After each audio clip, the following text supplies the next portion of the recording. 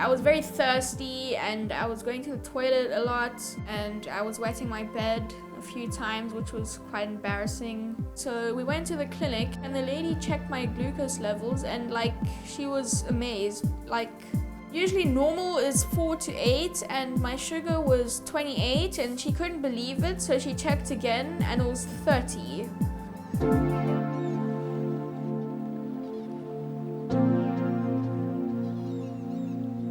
I'm Gabriel Van Wesemael and I'm 12 years old.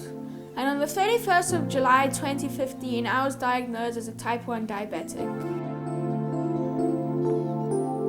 I was like extremely sad, like it was a huge shock to me and my sister and my mom and my dad and everybody. It was out of nowhere. I mean, like I'm only 12. I never thought I would have diabetes. Type 1 diabetes is totally random, like anybody can get it, compared to type 2, which is hereditary or diet related. I was at Groote Hospital for 4 to 5 days and they were monitoring my sugar level very often to figure out my insulin dosage. It really sucked because at that time it was my best friend's birthday party, which I had to miss out, and yeah. Food that they fed me at Groote Hospital was like most hospital food, but I didn't really expect that they would give me, like as a diabetic, they would give me that kind of food. They were giving me mashed potatoes and porridge. At the diabetic clinic, they said I can basically eat whatever I want as long as I count my carbs. My sugar levels were going like up and down like a yo-yo and it was a big mess. Everything happened at once because then like a month after that we moved to Holland. And then we went to a whole new diabetic clinic and everything was in Dutch.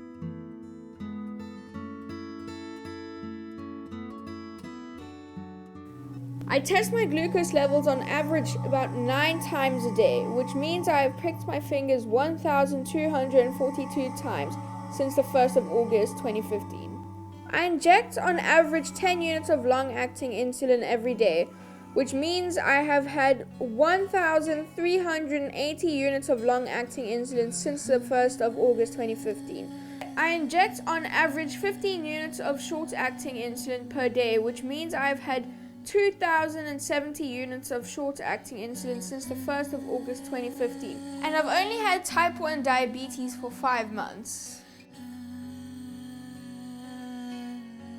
Just before we left for Holland, we found an amazing doctor called Dr. Wellington in Cape Town, South Africa. And like we have Skype sessions with him sometimes over here. And his advice to most patients is rather eat less carbs and then use less insulin. Synthetic insulin isn't the healthiest for you.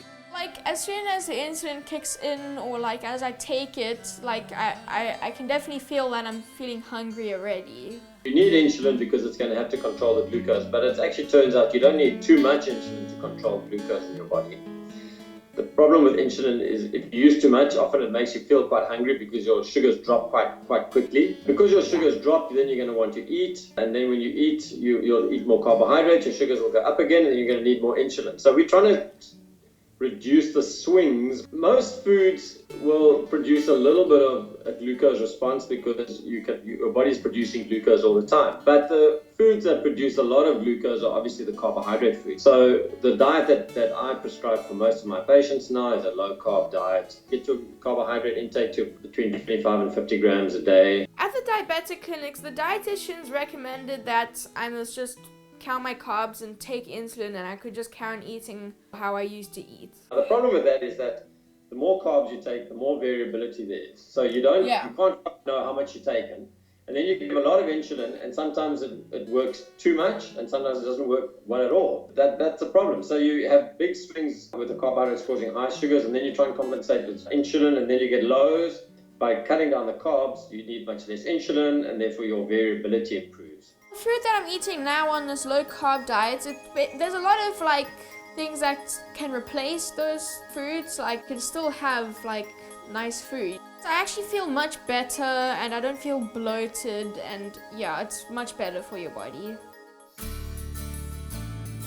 We did some research on the internet to see how effective the low carb diet is for diabetics, and we came across these 2 type 1 diabetics who have gotten amazing results.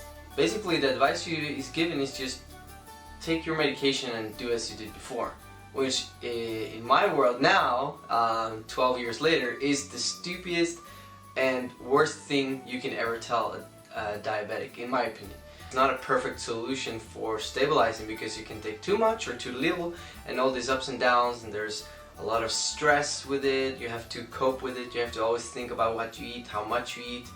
It's not a solution. It's just, covering up the real problem here. Today, when we have all this technology and we have the smarter insulins and that peak really quickly and all this stuff, I don't see why we are still given the advice of yes, it has to be grains to every meal. I mean, it's basically like telling a lactose intolerant person to drink milk.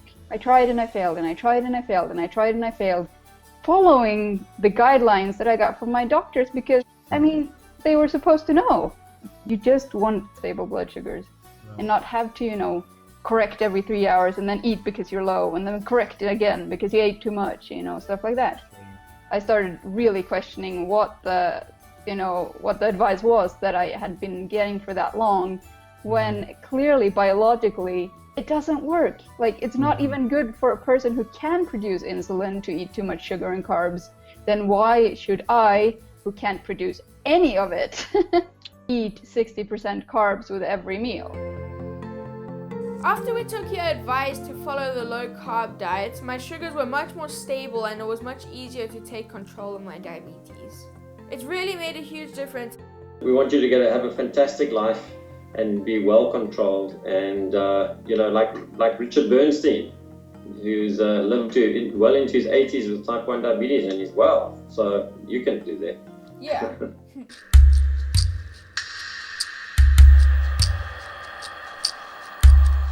Purpose of Diary of a Diabetic Kid is that I'm trying to get a message out that food is medicine.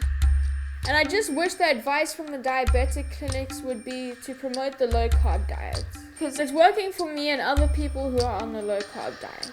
From going from 6 shots a day to now only using long-acting insulin, we need to fuel our bodies with the right kind of food. My total insulin amount that I take every day is 1/3 of my previous basal rate.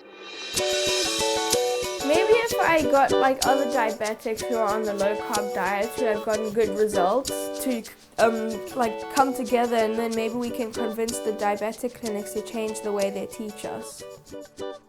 So we started something called Gabriel's Diabetic Kitchen, which is a networking platform to help people get the resources to start their low carb diet.